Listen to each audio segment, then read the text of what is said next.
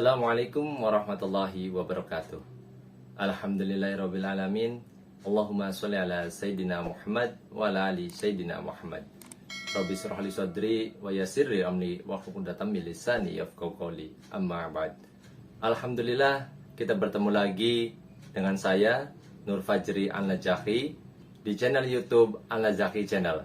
Insyaallah pada kesempatan kali ini saya akan menyampaikan dan memaparkan materi-materi yang ada pada mata pelajaran pendidikan agama Islam di satuan pendidikan tingkat sekolah menengah atas ataupun SMK. Selamat menyaksikan. Bismillahirrahmanirrahim. Assalamualaikum warahmatullahi wabarakatuh. Alhamdulillahirrabbilalamin. Allahumma sholli ala Sayyidina Muhammad wa ala ali Sayyidina Muhammad. Rabbi shrah li sadri wa yassir li amri wa hlul 'uqdatam min lisani yafqahu qawli. Amma ba'd. Puji syukur kehadirat Allah yang memberikan kita berbagai macam kenikmatan, terutama nikmat sehat. Pada kesempatan kali ini, saya akan menyampaikan materi mengenai iman kepada kitab-kitab Allah Subhanahu wa Ta'ala dengan berjudul Memegang Teguh Kebenaran Al-Quran. Sebelum kita melanjutkan pembahasannya lebih jauh, saya akan menyampaikan mengenai isi dari kompetensi dasar yang ada pada iman kepada kitab Allah Subhanahu wa Ta'ala. Yang pertama adalah meyakini adanya kitab-kitab suci Allah Subhanahu wa Ta'ala. Yang kedua, peduli kepada orang lain dengan saling menasehati sebagai cerminan beriman kepada kitab-kitab Allah Subhanahu wa Ta'ala.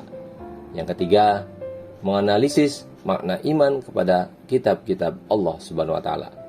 Dan yang keempat, menyajikan keterkaitan antara beriman kepada kitab suci Allah Subhanahu wa Ta'ala dengan perilaku sehari-hari. Selanjutnya, sebelum kita membahas atau memaparkan materi, saya ingin memberikan pertanyaan renungan kepada kita semua. Yang pertama adalah, pada kenyataan dewasa ini, kita melihat lebih banyak tempat les ilmu umum atau tempat belajar Al-Quran. Yang kedua, lebih banyak mana waktu kita antara memegang handphone dengan memegang Al-Quran. Yang selanjutnya, orang tua kita lebih senang anaknya pintar membaca atau menghafal Al-Quran atau senang anaknya pintar dalam hal dunia. Yang selanjutnya, lebih patuh aturan Al-Quran atau lebih patuh terhadap aturan dunia. Dan yang terakhir, yang menyelamatkan kita pada hari perhitungan nanti, yaitu Al-Quran atau nilai rapot yang bagus. Sungguh, kita meyakini Al-Quran sebagai pedoman hidup, tetapi mengapa masih banyak dari kita yang jauh daripada Al-Quran? Silakan dijawab dalam hati dan renungkan sejauh mana cinta kita terhadap Al-Quran. Karena Al-Quran itulah yang akan menyelamatkan kita kelak di akhirat nanti untuk memasuki surga Allah Subhanahu wa Ta'ala. Semoga kita semuanya mendapatkan syafaat Al-Quran dan masuk ke dalam surga yang dirindukan oleh kita semua. Amin ya rabbal alamin. Selanjutnya, kita memasuki penguatan materi ajar yang ada pada bab iman kepada kitab-kitab Allah Subhanahu wa Ta'ala. Iman kepada kitab-kitab Allah adalah mengakui, mempercayai, dan meyakini bahwa Allah Subhanahu wa Ta'ala telah menurunkan kitab kepada para nabi dan rasulnya yang berisi ajaran Allah Subhanahu wa Ta'ala untuk disampaikan kepada umatnya masing-masing. Mengimani kitab Allah Subhanahu wa Ta'ala wajib hukumnya. Mengingkari salah satu kitab Allah sama saja mengingkari seluruh kitab-kitab Allah Subhanahu wa Ta'ala dan mengingkari para rasul-rasulnya, malaikat, dan mengingkari Allah Subhanahu wa Ta'ala itu sendiri.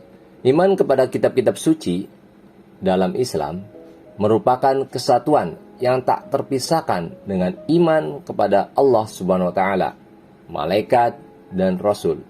Maka kita wajib beriman kepada kitab-kitab Allah dan menjadikan salah satu dari rukun iman. Wajib beriman kepada kitab-kitab Allah yang pernah diturunkan kepada para rasulnya, sebagaimana sistem iman kepada para rasul. Maka pengingkaran terhadap salah satu kitab Allah sama artinya pengingkaran terhadap seluruh kitab Allah Subhanahu wa taala.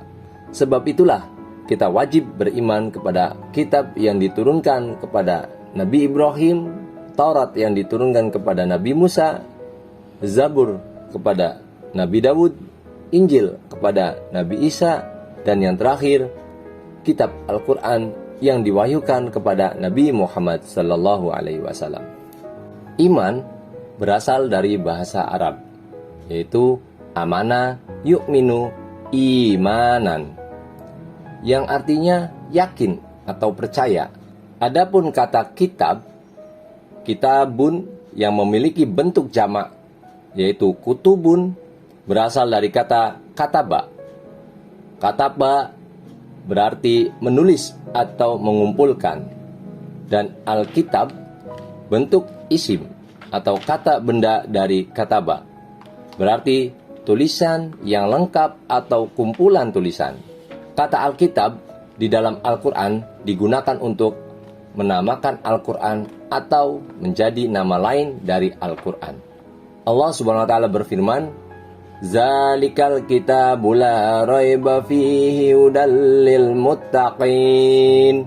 Yang artinya, kitab Al-Quran ini tidak ada keraguan padanya, petunjuk bagi mereka yang bertakwa. Surat Al-Baqarah ayat 2. Jadi, iman kepada kitab Allah Subhanahu wa taala artinya meyakini sepenuh hati bahwa Allah Subhanahu wa taala telah menurunkan kitab kepada nabi atau rasul yang berisi wahyu untuk disampaikan kepada seluruh umatnya dan dijadikan sebagai pedoman hidup. Iman kepada kitab Allah yang diturunkan merupakan salah satu landasan iman dan merupakan rukun iman yang ketiga. Iman yang dimaksud adalah pembenaran yang disertai keyakinan bahwa kitab-kitab Allah itu benar. Kitab-kitab tersebut merupakan kalam Allah Azza wa Jalla yang di dalamnya terdapat petunjuk dan cahaya kepada umat yang diturunkan kepadanya tersebut. Diturunkannya kitab merupakan di antara bentuk kasih sayang Allah Subhanahu wa taala kepada hambanya. Karena besarnya kebutuhan hamba terhadap kitab Allah, akal manusia itu terbatas, tidak bisa meliputi rincian hal-hal yang dapat memberikan manfaat dan menimbulkan mudarat bagi dirinya. Iman kepada kitab Allah harus mencakup 4 perkara. Yang pertama adalah mengimani bahwa turunnya kitab-kitab Allah adalah benar-benar dari Allah Subhanahu wa taala. Yang kedua, mengimani nama-nama kitab Allah yang kita ketahui adalah seperti Taurat kepada Nabi Musa alaihissalam, Zabur kepada Nabi Daud alaihissalam, Injil kepada Nabi Isa alaihissalam, dan Al-Quran yang Allah Subhanahu wa taala turunkan kepada Nabi Muhammad sallallahu alaihi wasallam. Adapun lainnya kita imani secara global, yaitu keseluruhan, bahwa kitab-kitab yang diturunkan oleh Allah itu merupakan wahyu dari Allah Subhanahu wa taala. Yang ketiga, pembenaran terhadap berita-berita yang sahih atau benar, seperti berita-berita yang ada dalam Al-Quran dan kitab-kitab suci sebelumnya, selama kitab-kitab tersebut belum dirubah atau diselewengkan. Yang keempat, pengamalan terhadap apa-apa yang tidak dihapus dari kitab-kitab tersebut, menerimanya dan berserah diri, ridho dengannya, baik yang diketahui hikmahnya maupun yang belum diketahui hikmahnya. Selanjutnya adalah dalil beriman kepada kitab-kitab Allah Subhanahu wa taala. A'udzu billahi minasy syaithanir rajim. Bismillahirrahmanirrahim. Ya ayyuhallazina aminu billahi wa rasulihi wal kitabillazi nazzala ala rasulihi wal kitabillazi anzala min qabl. Wa man yakfur billahi wa malaikatihi wa kutubihi wa rusulihi wal yaumil akhir faqad dhalla dhalalan ba'ida. Yang artinya adalah, wahai orang-orang yang beriman, tetaplah beriman kepada Allah dan Rasul-Nya, yaitu Muhammad, dan kepada kitab Al-Quran yang diturunkan kepada Rasul-Nya, serta kitab yang diturunkan sebelumnya. Barang siapa ingkar kepada Allah, malaikat-malaikatnya, kitab-kitabnya, Rasul-Rasulnya, dan hari kemudian, maka sungguh orang itu telah sesat sangat jauh. Quran Surah An-Nisa ayat 136. Ayat ini menyeru kaum muslimin agar mereka tetap beriman kepada Allah, kepada Rasul-Nya, yaitu Muhammad SAW, kepada Al-Quran yang diturunkan kepadanya, dan kepada kitab-kitab yang diturunkan kepada Rasul-Rasul sebelumnya.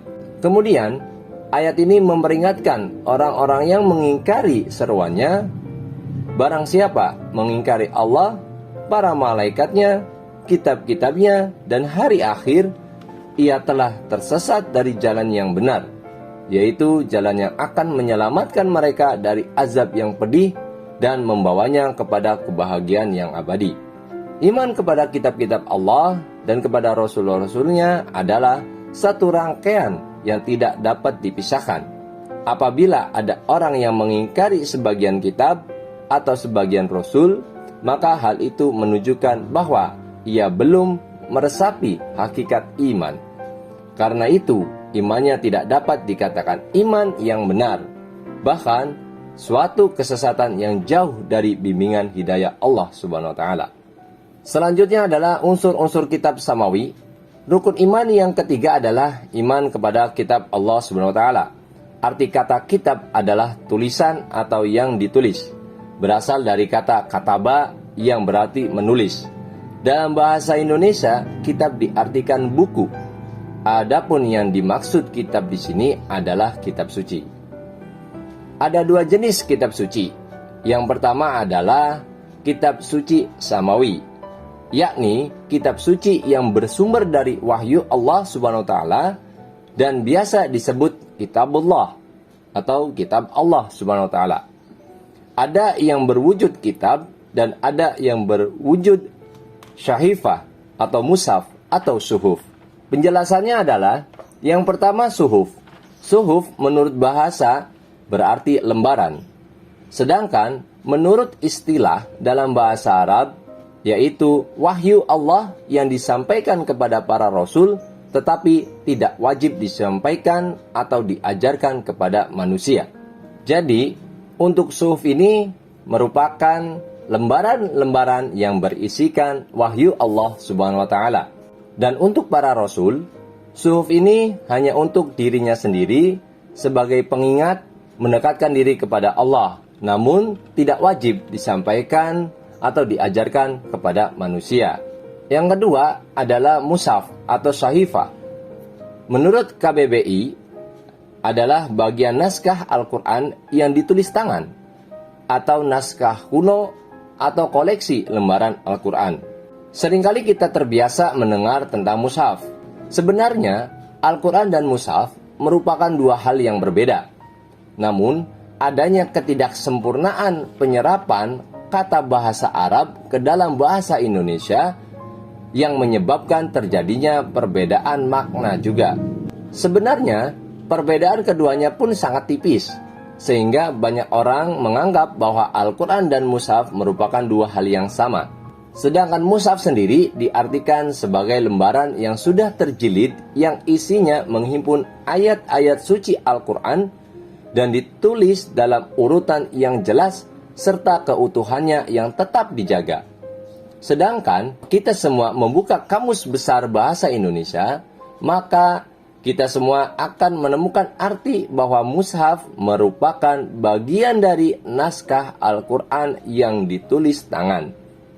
Namun, sebenarnya penamaan mushaf sebagai buku yang merangkum hasil jilidan sudah ada sejak era Islam. Dan sebenarnya juga jika kita melihat lebih jauh lagi, kita dapat mengambil kesimpulan bahwa Al-Quran merupakan suatu buku yang berbentuk non-material, sedangkan materialnya itu adalah mushaf. Secara nyata, Al-Quran itu tidak mampu kita sentuh, namun mushaf mampu kita sentuh. Jadi, sebenarnya selama ini yang kita baca sebagai Al-Quran merupakan media berupa mushaf. Walaupun hingga saat ini kesalahan interpretasi ini sudah menjadi pemakluman bagi masyarakat umum. Apabila kita sedang berhadas kecil, sebenarnya kita boleh membaca Al-Quran, namun tidak boleh memegang mushaf. Dan untuk siapapun yang berhadas besar, maka dilarang baik itu membaca Al-Quran maupun menyentuh mushaf. Di era digital ini, mushaf pun muncul dalam bentuk yang unik, yaitu pada layar, baik monitor LCD, ataupun layar HP dan tablet atau perangkat elektronik lainnya, yang zaman sekarang sudah sangat canggih dan bisa diinstal. Namun, beda antara HP dengan mushaf Al-Quran yang kita kenal sehari-hari dari segi pengaktifan. Kalau diaktifkan, maka barulah HP itu menampilkan tulisan ayat-ayat Al-Quran. Sebaliknya, kalau dimatikan, tentu tulisannya tidak ada lagi. Maka dalam hal ini, ketika kita mau masuk WC umum atau ke toilet, dan terpaksa harus membawa handphone karena takut hilang atau diambil orang, kita harus mematikan HP itu. Setidaknya, program Al-Quran yang ada pada HP tersebut yang terinstal harus dimatikan atau dinonaktifkan dulu sementara. Lalu bagaimana dengan memori yang tersimpan di dalamnya? Bukankah ada ayat-ayat Al-Qurannya dalam bentuk data digital? Jawabannya adalah HP yang kita punya itu cara bekerjanya mirip sekali dengan otak kita. Ketahuilah bahwa isi otak kita ini bisa saja terdapat data-data Al-Quran, baik berupa memori tulisan ataupun suara. Seorang penghafal Al-Quran misalnya, di dalam kepalanya ada ribuan memori ayat Al-Quran. Apakah seorang penghafal Al-Quran diharamkan masuk ke dalam WC dengan alasan bahwa di dalam kepalanya ada data-data digital Al-Quran? Lalu, apakah kepalanya harus dilepas dulu untuk masuk WC? Ataukah dia cukup menonaktifkan saja ingatannya dari Al-Quran untuk sementara? Nampaknya yang paling masuk akal dan sudah melewati kajian-kajian para ulama, seorang penghafal Al-Quran tidak mengaktifkan hafalan Al-Qurannya sementara, baik dalam bentuk suara ataupun tulisan. Ketika memori data Al-Quran di dalam otaknya dinonaktifkan sementara, maka pada dasarnya tidak ada larangan untuk masuk WC. Demikian juga handphone milik kita. Meski ada memori digital 30 juz, baik teks ataupun sound atau suara, bahkan mungkin video, selama tidak diaktifkan, tentu saja tidak jadi masalah. Yang haram adalah sambil nongkrong di WC kita masang HP, bersuara, tilawah Al-Quran. Jelas itu haram dan harus dihindari. Yang kedua adalah kitab suci Ardi. Yang pertama tadi adalah kitab Samawi. Sekarang kitab suci Ardi. Kitab suci Ardi adalah kitab suci yang tidak bersumber dari wahyu Allah Subhanahu wa taala, melainkan bersumber dari hasil perenungan dan budidaya akal manusia itu sendiri. Adapun kitab Allah, kalam atau firman Allah yang diwahyukan melalui malaikat Jibril kepada Nabi dan Rasulnya, yang mengandung perintah dan larangan sebagai pedoman hidup bagi umat manusia berjumlah ada 144 kitab. Namun yang wajib kita imani adalah 4 kitab. Yang pertama adalah kitab Taurat diturunkan kepada Nabi Musa alaihissalam, kitab Zabur yang diturunkan kepada Nabi Dawud, kitab Injil yang diturunkan kepada Nabi Isa, dan kitab Al-Quran yang diturunkan kepada Nabi Muhammad sallallahu alaihi wasallam. Kitab dan suhuf sama-sama merupakan wahyu dari Allah Subhanahu wa taala yang disampaikan kepada para rasulnya untuk disampaikan kepada umat manusia sebagai petunjuk dan pedoman hidup. Awalnya, wahyu itu dicatat dalam lembaran-lembaran kertas ataupun yang lainnya. Bisa menggunakan kayu, kulit, dan yang lainnya. Lembaran-lembaran itu kemudian disatukan menjadi sebuah susunan sebagai mushaf dan disusun secara sistematis sesuai petunjuk Rasul secara langsung. Setelah terkumpul menjadi satu, maka kumpulan dari lembaran-lembaran yang sudah tersusun demikian kita sebut namanya kitab. Kitab dan suhuf itu mempunyai kesamaan dan perbedaan. Persamaannya yaitu semua kitab itu mengajarkan keesaan Allah Subhanahu wa taala sehingga agama-agama Islam lahir dan dikenal dengan sebutan agama tauhid. Artinya, agama yang mengajarkan wacana keesaan Allah Subhanahu wa taala. Selanjutnya adalah persamaan dan perbedaan kitab dengan suhuf. Yang pertama adalah persamaannya, sama-sama wahyu Allah. Baik kitab ataupun suhuf itu merupakan sama-sama wahyu dari Allah Subhanahu wa taala yang isinya adalah mengesahkan Allah Subhanahu wa taala. Yang kedua persamaannya adalah kitab dan suhuf sama-sama hanya diterima oleh para nabi dan rasul saja. Perbedaannya antara kitab dengan suhuf, yang pertama adalah suhuf adalah wahyu Allah yang disampaikan kepada para rasul tetapi masih berupa lembaran-lembaran yang terpisah, belum tersusun menjadi satu. Selanjutnya, isi suhuf sangatlah sederhana karena menyesuaikan dengan keadaan umat pada saat itu. Yang selanjutnya, kitab Allah adalah wahyu yang berisikan firman-firman Allah yang disampaikan pada Nabi dan Rasul sudah berbentuk buku atau sudah tersusun dengan rapi. Yang selanjutnya, perbedaan antara kitab dengan suhuf. Kalau kitab itu sudah lengkap karena sudah tersusun dari bagian yang pertama sampai bagian yang terakhir, menyesuaikan dengan keadaan zaman pada saat itu.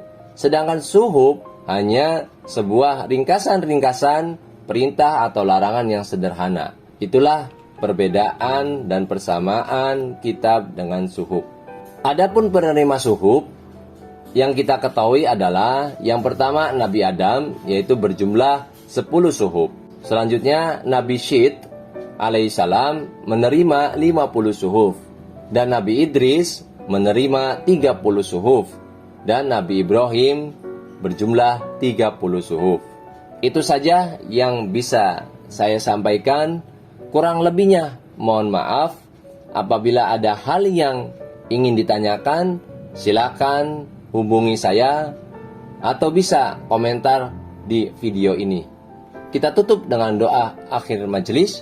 Semoga Allah memberikan keberkahan ilmu yang kita peroleh pada pertemuan kali ini. Bismillahirrahmanirrahim. Subhanakallahumma wa bihamdika asyhadu alla ilaha illa anta astaghfiruka wa atubu ilaih. Walhamdulillahirabbil alamin. Wassalamualaikum warahmatullahi wabarakatuh. Demikian pemaparan materi yang bisa saya sampaikan. Apabila terdapat kekurangan baik kata, bahasa ataupun sumbernya, saya mohon maaf. Semoga video yang saya buat ini bermanfaat dan menambah wawasan keilmuan kita tentang pendidikan agama Islam dan mampu melaksanakannya dalam kehidupan sehari-hari. Saya ucapkan terima kasih yang sudah menyaksikan video ini sampai selesai. Jazakumullahu khairan khasiran. Dan sampai bertemu di video selanjutnya. Wassalamualaikum warahmatullahi wabarakatuh.